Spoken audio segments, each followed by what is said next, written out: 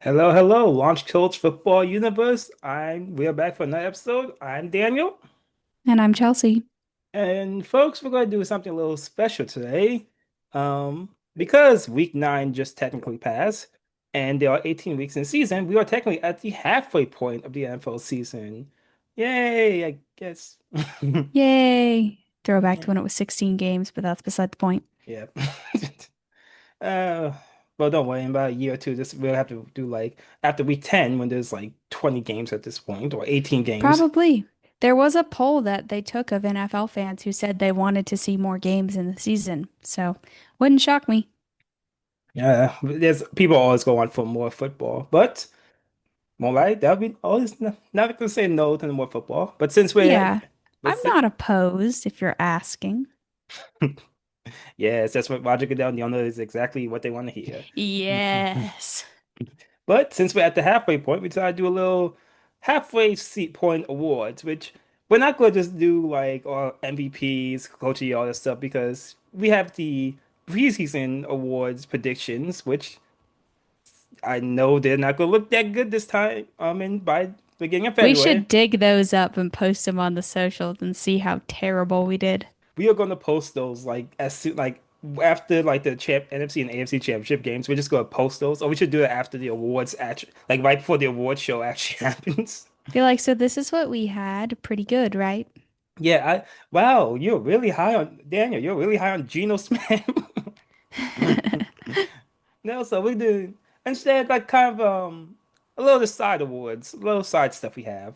Like so some stuff we talk about is surprisingly good team, surprisingly bad team, craziest moments and all that jazz and stuff like that. But this is gonna be fun, just like what are the moments that stuck out most to us every Sunday, every Thursday, every Monday. There hasn't technically been no, there's been one Saturday game, so I guess one Saturday. First week, I believe. Oh Or yeah. was that a Friday game? That may have been a Friday game. Was it Friday? I I don't know. think it was because it was in Brazil. I think there was a Friday game. Yo, no, you're right. It was Friday because Saturday is usually college. So yeah, it was a Friday game. So yeah, but there's gonna be a Saturday game like in like a few weeks. So Yeah, yeah. I think Thanksgiving or Christmas. Christmas is the wild card, yeah. I think. But anyway, we're just gonna talk about something, just moments that stuck out to us. And for me, the craziest moment of the first half of the NFL season this year, without a doubt, was the insane game Isaiah Rodgers had in week three.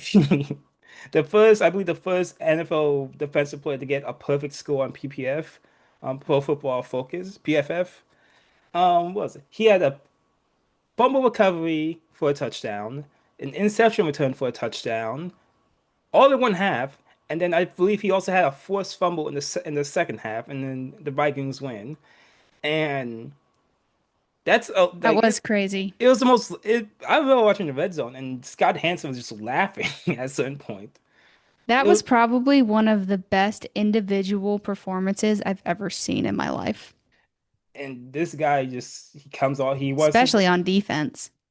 easily on defense. Just I don't even think Miles Garrett's 5 sack game from a few weeks back even compares. I was just thinking that. You have multiple turnovers returned for a touchdown in the first half of a game, and then you weren't done, and you caused another turnover in the second half. You just decided to walk on the field and just say, "I'm going to be the best player on this football field," and you decided to do it. That was just he activated. He just was playing on rookie mode. Like everyone's on rookie mode that game. It was awesome to see. So Chels, what's your craziest moment from the NFL season so far? Mine's going to be a bit of recency bias, but I'm going to go with Cam Little, the Jacksonville Jaguars kicker, breaking the NFL field goal distance record in week 9 by making a 68-yard field goal. 68? Are we serious? Holy cow. I saw the preview. I just hate it was Jacksonville because ew, Jacksonville, but like also, how can you be mad at that? That was insane. I mean, you can be mad at that if you're the Raiders. Yeah, that's true.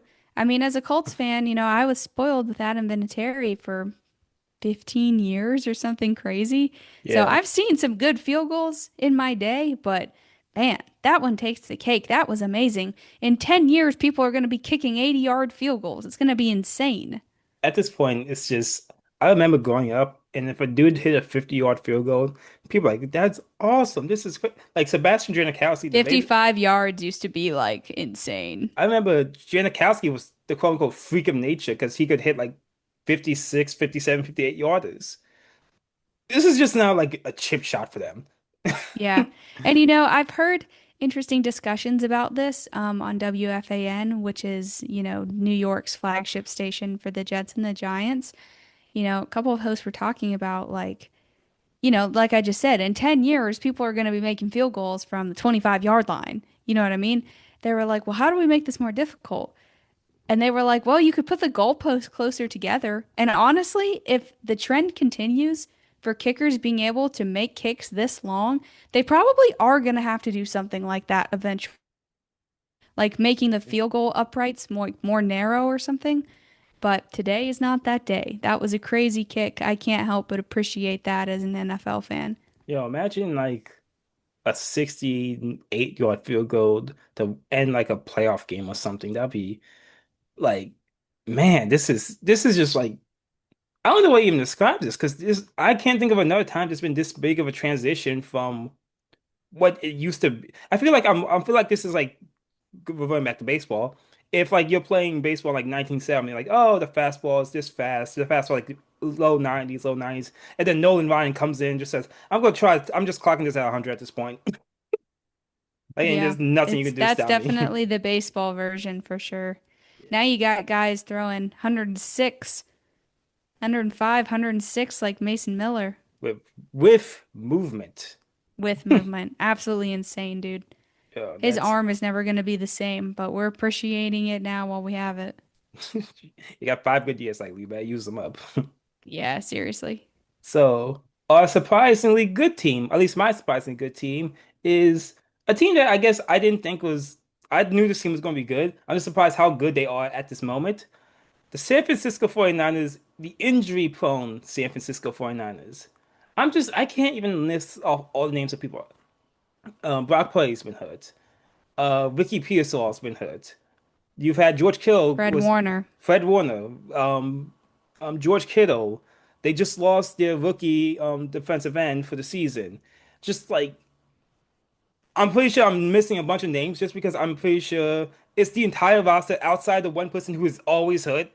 He's still healthy somehow, which is Yeah, it was good. Michael Williams, torn ACL. Yeah, which again, everyone in this roster is hurt except for the person who usually gets hurt, and I'm happy he's not hurt. Besides the fact that it's good that he's not hurt, is also because he's the best. Sorry, Chelsea. He's the best running back in football when he's healthy, and CMC.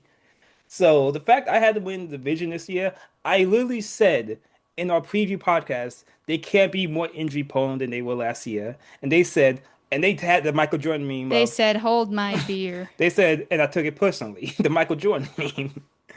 And man, it's just the fact that even competing in the division at this moment, and I still think I would say yes, they're still going to be a playoff team, maybe a wild card, but they're still a team that's going to make the playoffs in my view. It's just a testament how good that coaching staff is. It's a testament how good CMC is. It's a testament just how good that organization is, and it's awesome to see. I love to see San Francisco be good. And the crazy thing about it, the 49ers are 6-3. They are third in their division. It's a gauntlet. That division's Isn't that crazy? it's a gauntlet. That division is insane. Except the Cardinals. Marvin Yeah. Harrison Jr. is trying his best, and then everyone else is like, we're the best. No, we're the best. No, we're the best. It's like that meme of the three Spider-Mans pointing at each other. Yeah. That's this division. Oh yeah, totally. Yeah, so and that's my team that's surprisingly good, and my team that's it's surprisingly bad is the New York Jets. And Is that surprising? it's not that I thought the Jets weren't going to be a good team. I thought they'd be like a 7 to 8 win team. That's fair. They're 1-7 and they look terrible. They look awful. They look They won atrocious. last week. They they won last week. Good for them. Yeah, they had to bye this week. On week 9 they had a bye week. Well, yeah, that's But true.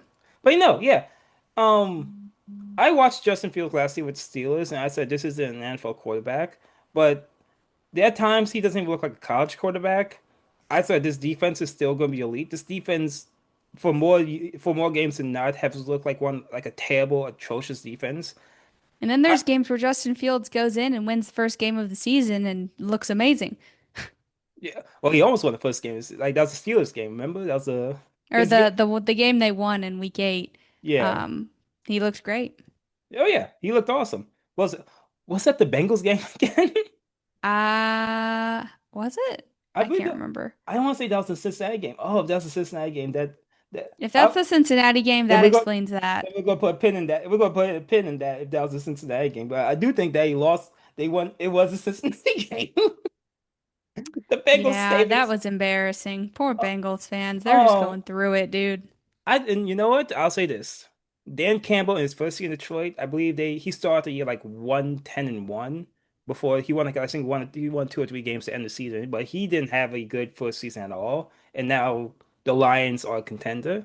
So maybe this is just a case of Aaron Glenn, the old D coordinator for the Lions, just like, you know what?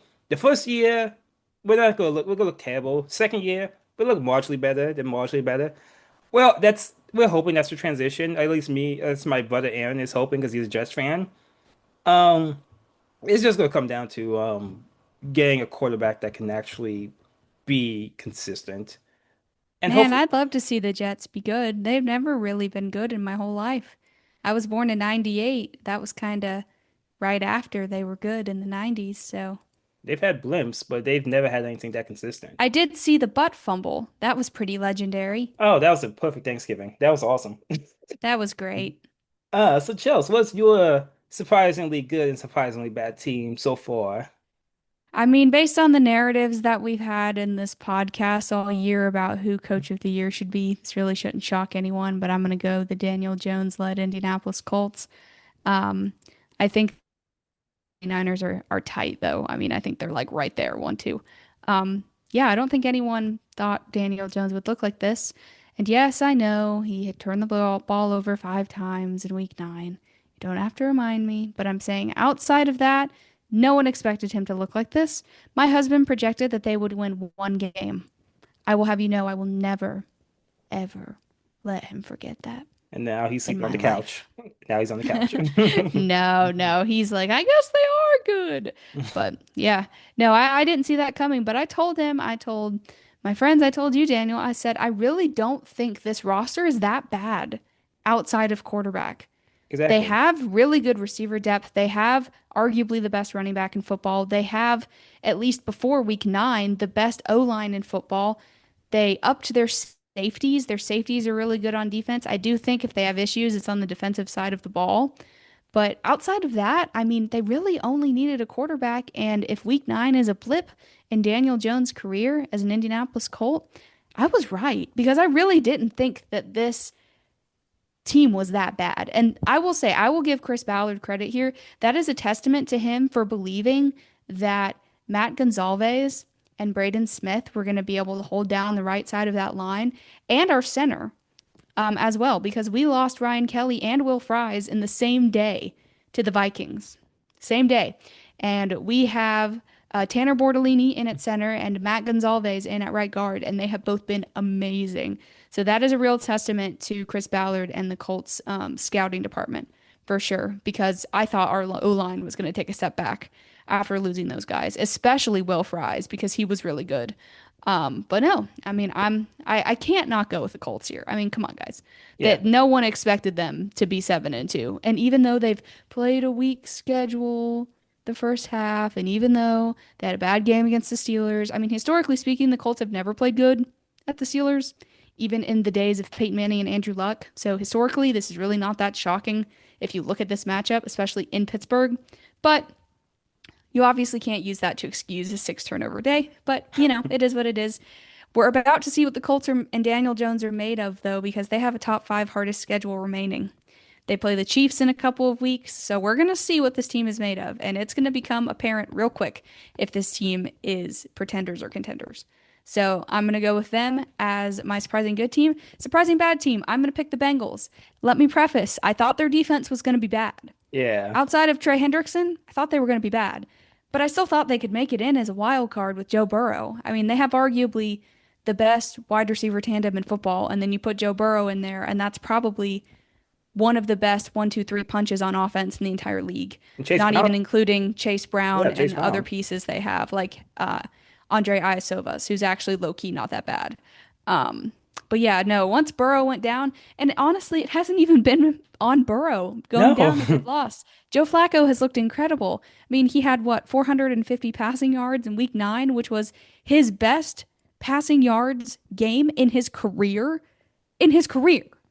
Bro played for the Ravens for how long? Well, it's an I old mean, man.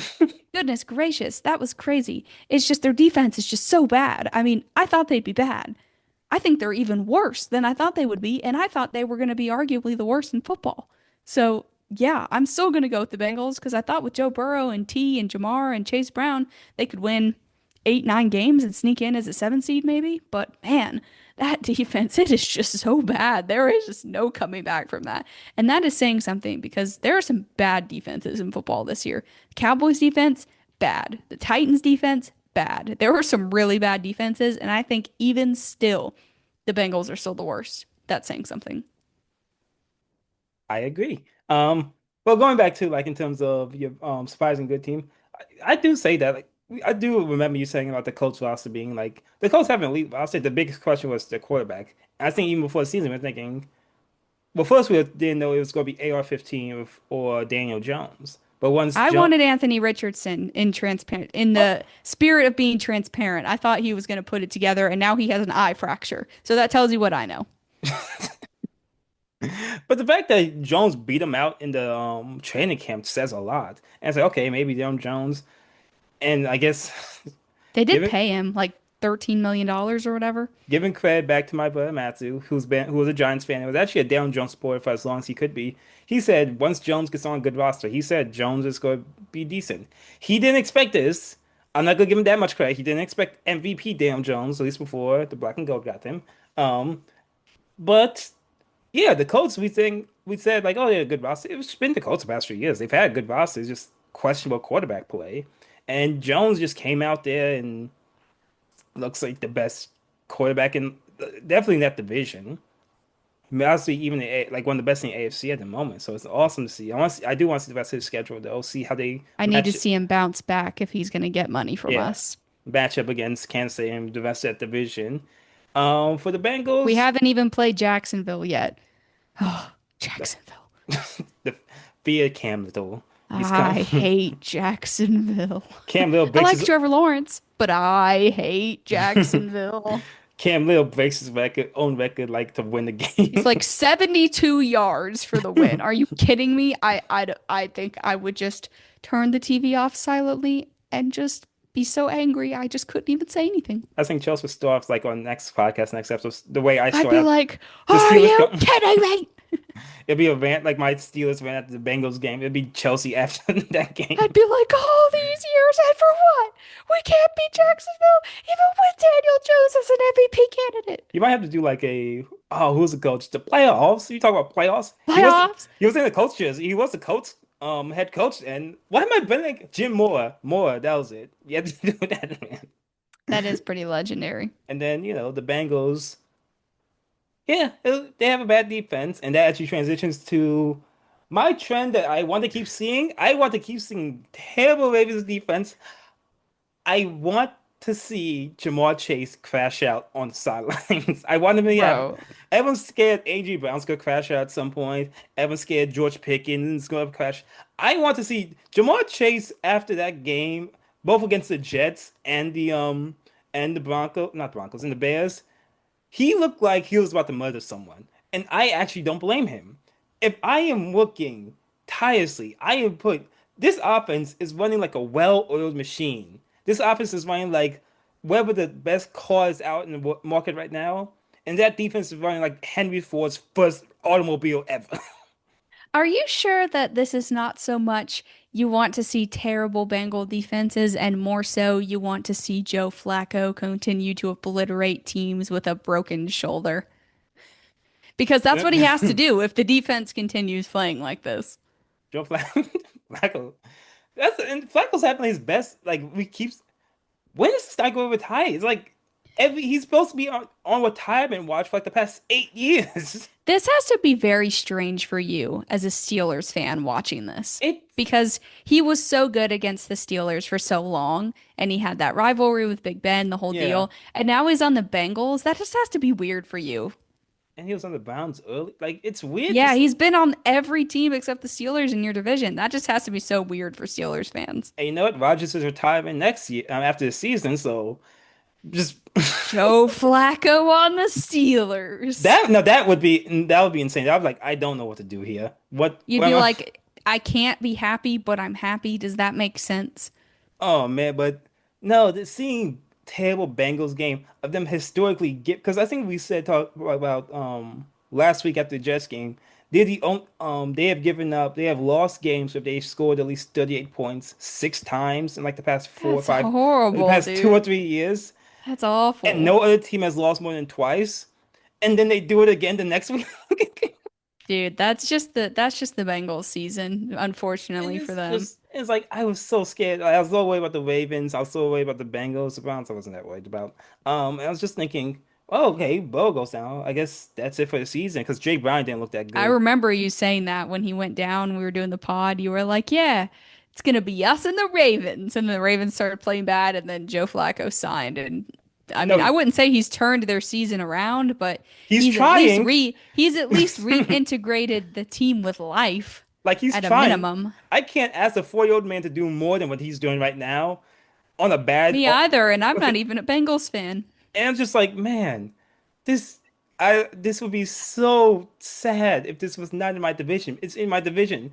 So it's the Imagine funniest thing in the world to me. Imagine being And Joe they're still gonna Flacco lose. and putting these performances out and then losing. I would just be like, I could be on my couch right now, like with my kids, And with all that like being not said, getting tackled. Why am I here right now? Chelsea, with all that being said, I still expect them to beat the Steelers in a few weeks. Honestly, it wouldn't shock me. It wouldn't shock me either, honestly. I could see T. Higgins and Jamar Chase just. I don't. I want them to crash out on their own defense before they actually crash out on the Steelers secondary for the second time this year. Hey, if they play like they played against the Colts, you might have a shot. Hopefully. Yeah, Flacco ain't that mobile. But that's a trend that I want to keep seeing. Unfortunately, you have a trend that you don't want to see, and I think I agree with you 100%. I don't want to see this Yes, trend either. I'm gonna flip this on its head. The trend I don't want to see is horrible bodily dislocations. We have seen three in particular this year that have been very bad. Jaden Daniels this past Sunday with that horrific looking elbow injury. Yeah. Cam Scattaboo with his horrible ankle dislocation with his foot facing the wrong way. And Tyreek Hill earlier this season dislocating his knee and not being able to move at all. And Can this Fred, stop happening? we forgot about Fred Warner. Oh, and Fred Warner. That's true. Yeah, there's just been too many. Can these stop? Especially the arm ones. I feel like to some degree NFL fans are all kind of accustomed with the really bad leg injuries, but the arm injury for Jaden Daniels, that was another level. Like, can we Yeah. not do that again? It's just been. I feel like I remember in college basketball, Kevin Ware, when that happened, people were going crazy and freaking out. I remember there's no one in the NBA. It was the Portland's old center Yusuf Nurkic. He had a really bad Oh, I leg. remember that. I said, that was like, I think that was like 3 or 4 years in between each other.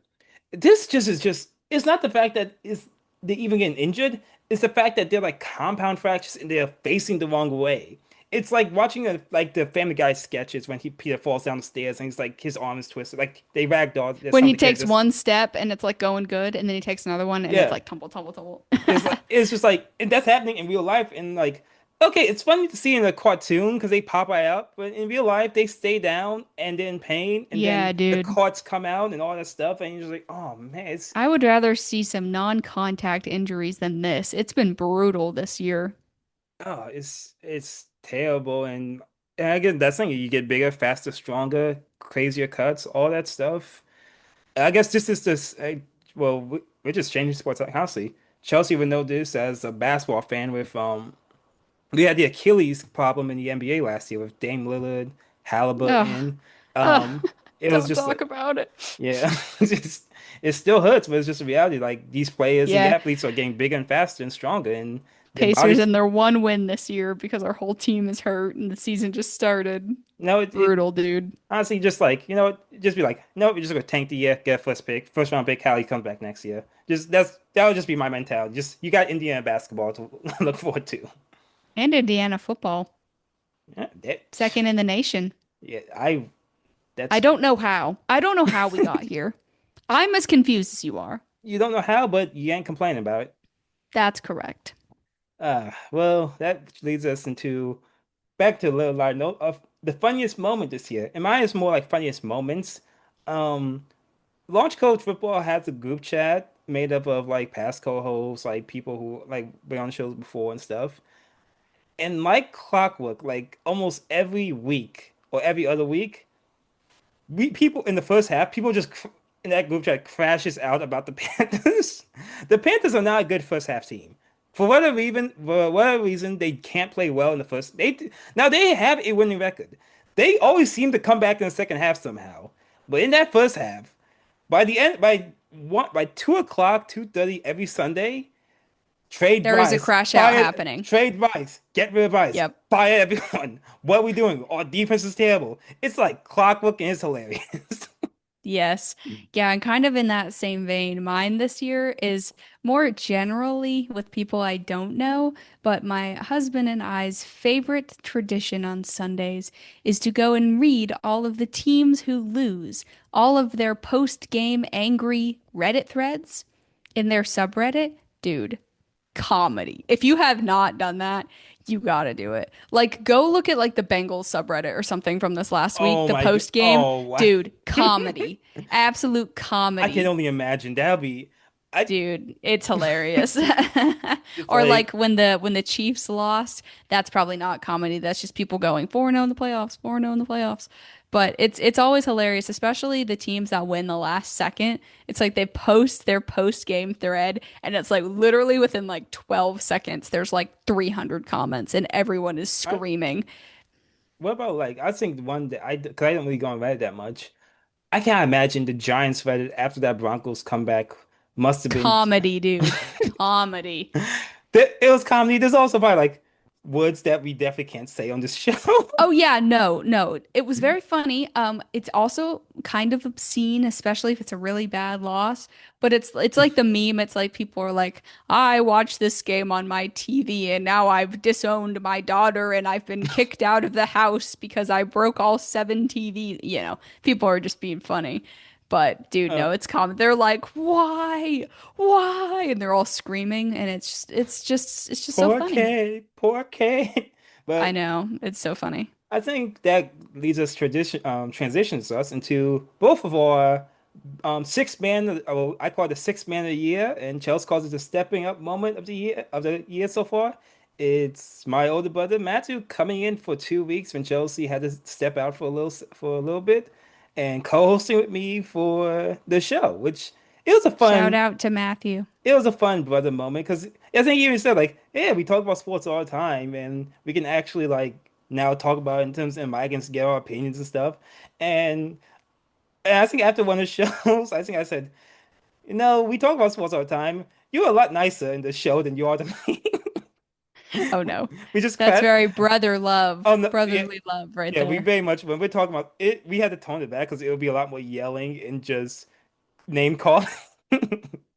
But No, I gotcha. Shout out to him though. I really appreciate him being able yeah, to step in when I had a lot going on. So shout out to Matthew. We'll definitely have to get him back on here yeah. for another episode or two or three when we're both on here so we can get some more of his takes because he I, definitely knows his football. I think he came in as the Giants were transitioning from Russ to Jackson Dart. So he Yep. saw we got a little bit of the whole like, oh, the hype of okay, Dart looks good. Um, it's probably a good thing. And I then don't. neighbors got hurt. Yeah, he probably would have not done the episode. It was after the Broncos game, honestly. Knowing him. Probably not. So that's for the best then that they blew it later. Yeah. So Thanks, Matthew. so that's our step up moment of the year. And I guess the last thing to close out is how has the Launch Coach football fantasy teams been doing? How has Chelsea's team and my team been doing? Chelsea, you want to talk about your team a little bit? Yeah, so this past week was a tough week for me. I lost Tucker Craft, the Oh, best tight end in fantasy football. We're in a traditional scoring league. So he put up a lot of points. So it was that was quite unfortunate. I'm gonna have to go pick a tight end up off waivers this week. But I'm 4-4. Um, I've had to pick some people up off of waivers because I had Garrett Wilson got hurt and I had Omari and Hampton who got hurt. So I had to go pick some people off of waivers. But unlike my other league that I'm in with Conlon, this league actually has people on the waivers that are worthy and worth to be picked up. Unlike other leagues that I'm in, where there's literally fourth string running backs that are available and that's it. So there are definitely some options here. I would say my top performers this year, honestly, I have Bo Nix and Daniel Jones. So probably both of them have been my top performers along with Kraft. Hoping Derrick Henry can get back on his horse. He's had 3 good weeks in a row now, so hopefully he's starting to pick it back up. It was a rough little stretch there in the middle of the season, but should be okay. But yeah, no, I'm pretty confident in my team. I have a pretty good bench and stuff. So, and I'm gonna get Garrett Wilson back after the bye probably. Here's to hoping. So that should definitely help. But fingers I'm crossed. doing all right. I'm not displeased. Um, well, that's good for you because I think I'm on I've lost 3 of the last 4 games. I started off the season very hot. I was 4-0 and talking a little stuff. And then I'm not as good as a coach as Mike Shanahan or Kyle Shanahan, well, both of them, because when the injury bug hit, it hit like a wrecking ball. I lost I lost Bucky Irvin. Okay, that's bad. I lost Pearsall. I got Blake Pearsall was a late round draft pick for me because I picked him up and I said this is awesome. I'm good with him, and he was been a great receiver for me before he got injured. Okay, I lost Chuba Hubbard. And now that he's back, Rico Dotto is now the #1 back in Carolina. So that kind of hurt a lot badly. And Kind of yeah, hurt a lot all the time. I still cry. Yeah, no, you had a rough week, dude. You had 1.7 from Hubbard last week, negative zero point 0.3 from Kamara, and zero point 0.2 from Juju. That is tough. And at least this week, technically, I'm up by 3 points, but I'm done, and my opponent has Trey McBride, so So you're probably cooked. it's probably not looking good. Honestly, in my other league, and it's crazy because in my sleeper league, I have Trey McBride, so it's just like. Do I want him? And I'm down that, and I'm down by a few points in that league. It's like, do I? Yeah, win one, but I lose the other. It's just I'm 5-3 right now. I'm sixth place. Probably gonna be 5-4 by the time this thing is over. Um, Yeah, my other league, I'm 3-5. That's when Derrick Henry was performing. I think this is the most trades I have ever done in a season to try and remake my team. I think I only have half of my original team left. But I'm 3-5 and I'm in the playoffs right now and I'm gonna win this week. So here's to hoping, and I play my husband next week, but he has Javonte Williams and Dak Prescott on bye. So here's to ooh, hoping I can sneak out a win next week because he's going to be starting Michael Penix. So, oh yeah, that's I know. I think you said yeah, Cam Scaboo in this league, and that yes, lost him. That was a catastrophic loss. He was performing better for me than Derrick Henry was. Now, Derrick Henry's starting to get back to the Derrick Henry of old at this point, but for 3, 4 weeks, Cam Scatterby was carrying my team. And then when his ankle went the wrong way, bro, I had to swing a trade so fast. I was like, no. well, I'll say this. I still have Dalton Schultz and David Njoku in case you want to make a deal. Well, I have those. That's the Launch Codes League. I don't have them. I have a bunch of people in this other league with Conlon. But yeah, I did lose Tucker Craft. I have my eyes on someone in the Launch Codes League. I'm hoping I can get, even though I'm gonna win this week. But we'll see. I might have to hit you up. Well, the last thing I say, I feel terrible. My sister, she got the league, and she's still struggling to get her first win. She's Then trying her best. and She the is. funny, she's trying her best, and I feel so bad because she drafted Jalen Smith, why am I saying Jalen Smith? Jalen Hurd is her quarterback, but she also drafted Daniels. And no, here's the thing. I in the Bills, like in week 2 or 3, I said, you know what? You have to trade Daniels and get yourself a good receiver. And she said, okay, who should I get? And I said, get Mike Evans. He's usually good. Oh, He's good. Daniel. No, Oh, he's consistent. bro. I can't even say anything because I said Mike Evans, and my other pick was Malik Neighbors. So no matter Bro. who, no matter who I gave her or who I would say get that receiver, it wasn't going to work out. And even then, it didn't work out because Daniels is now probably done for a season. So I just had to tell her, look, this is just fancy. Sometimes everything hits the fan. This doesn't. Hey, I'll tell you what though, I have discovered recently that there is actually a decent contingency of females that I know in my life that either know enough, are interested in playing fantasy, but like aren't confident enough to do it or want to. So I might start a girls' league, like an eight-man Oh, girls' league or do whatever. it. That would be fun. No, yeah, totally. That'd be awesome. And Shit. Jessica could join it. And I'm sure there would be many teams in there that would also not have as much football knowledge. So she would, I mean, I think it'd be highly competitive. It's if I'll make sure to tell her in case you do it. But until Yeah, then, that would be fun though. that might be for that we can talk about that next on next year's halfway point of the season. But this has been a fun episode. Here's to the Colts and the Steelers keep going strong in the second half of the season. Here's to a potential division title. And the Panthers, who have the same record as the Chiefs, I will add. As crazy as that sounds. And the Panthers. Let's see if Bryce can actually, I guess, keep his job. So, Probably not, but that's another conversation for another day.